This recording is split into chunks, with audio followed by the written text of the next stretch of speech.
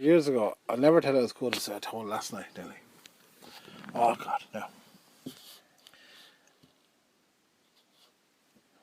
Years ago, Daddy went to the field day, right? And at the field day, they have a duck race. And I went along anyway. And it's one of them duck races where you pick a number, and when the duck wins, you win a prize. So I picked number 5. What one? Number 5. Exactly. That's number 5 to this chap here. Thank you. I said, right, I'll have another go. Number 7, I said. What one won? She said, this chap here is very good. Well, 2 in a row. Good man. Next one, I picked number 3. What one won? 3. Yeah. He says 3 in a row for this chap here. Very good. Well done. Here's a little prize for you. I picked the next one. So just I picked number 5 again. 5 won.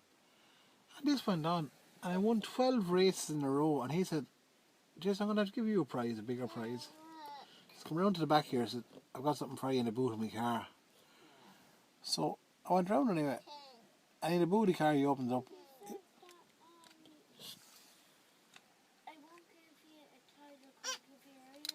Yeah, exactly. I'd won plastic duck. And I was cleaning the man out.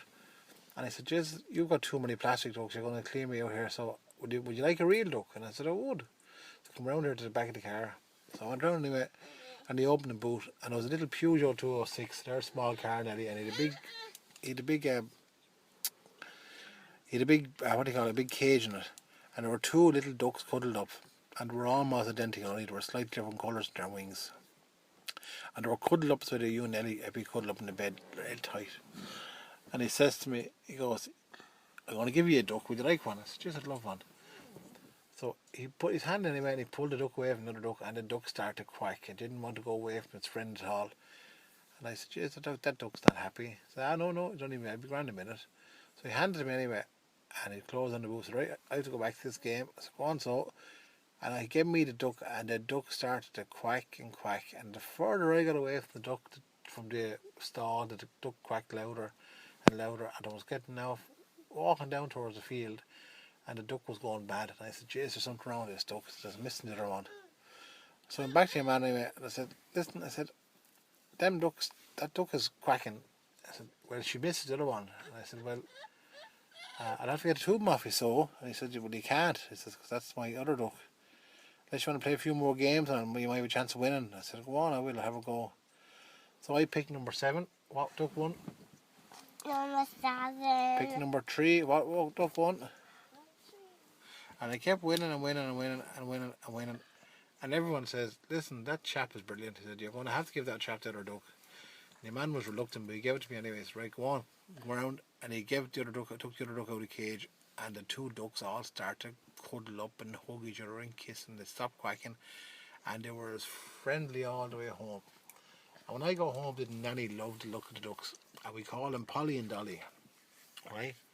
And the 2 ducks would sit up in the sofa, and they sat on the sofa with us to watch telly, and they'd sit beside each other and they'd cuddle up. And Nanny made one special treat for them. They used to always love tea on a saucer with bread, and you dip the bread in it. Oh, they loved that, Eppie.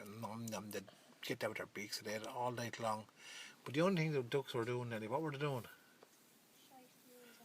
Yeah, they'd shy all over the floor. Now, ducks would shy all over the floor, and they'd be slippy, and you'd slip in it.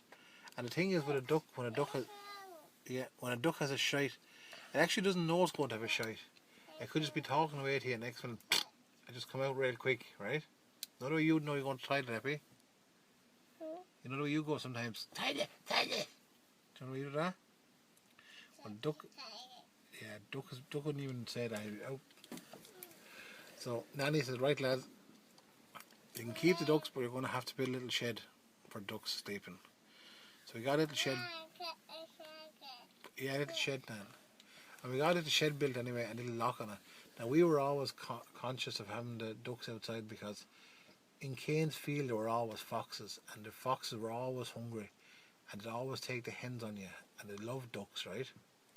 So we used to lock them up every night. We'd lock them up with no bother at all. But one night, you know what happened, Nellie? Yeah, Anne was supposed to lock it up, But she closed over the door, but didn't close over properly. Right? And you know what happened, Eppie? The old foxes, the old mammy fox, smelt it.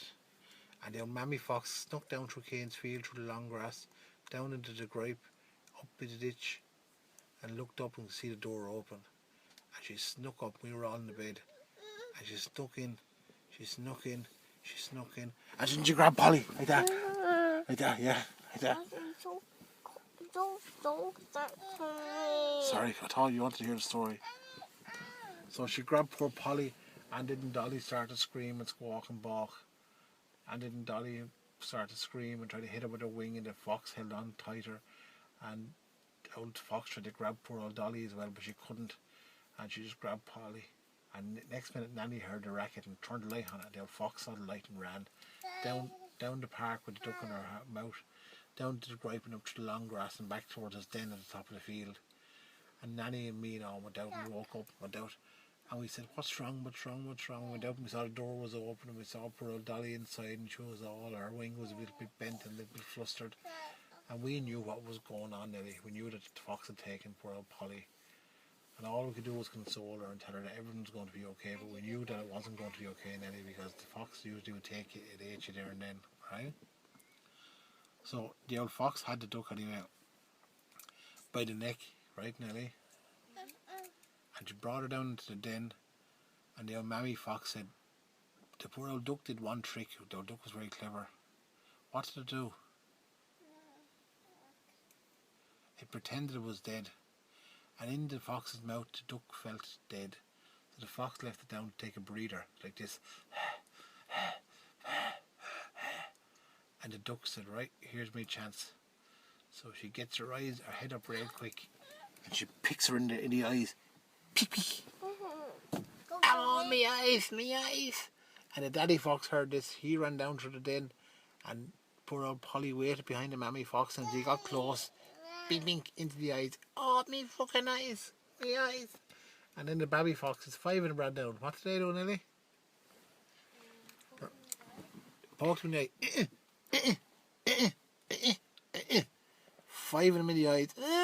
Bawling and screaming. So poor old Polly legged it anyway down back through the tunnel, out into the grass, and the foxes running after her. And oh, jeez, she got a good head start, maybe about 50 metres ahead, and running on, and the fox after her, and the screaming and the balking. And Nanny heard this, and Nanny said, right, get Dick's gun. Now, Nanny had, did you know the Germans' gun from the war? Double-barreled shotgun from the war. She had that left over in the house. Put the 2 bullets into it, right? Loaded it up. The foxes running up, and they're ready to catch poor old Polly. And Nanny cocked the gun. Chick, chick. And the foxes heard this and said, oh, Jesus. They knew what the sound was, Eppie. So they turned around real quickly. As they tried to run away, did Nanny fire. And she let off two barrels and shot the fox up the arse. And they ran screaming back into the old den, and the little baby foxes running after them, and they were screaming and roaring and bawling. And we grabbed poor old Polly and we brought her all the way back into the house. And Dolly started to kiss her and cuddle her. They were all best friends ever again. And we put them on the sofa, and we stuck on the television. And I think Judge Judy was on. It was late. It was a repeat, and she loved that. And we used to sit around and watch telly, and we got the tea and we got the bread going, and we let him sleep inside all night. And they shot all over the floor, but we didn't mind because we had them all back, and they all lived happily ever after. The end.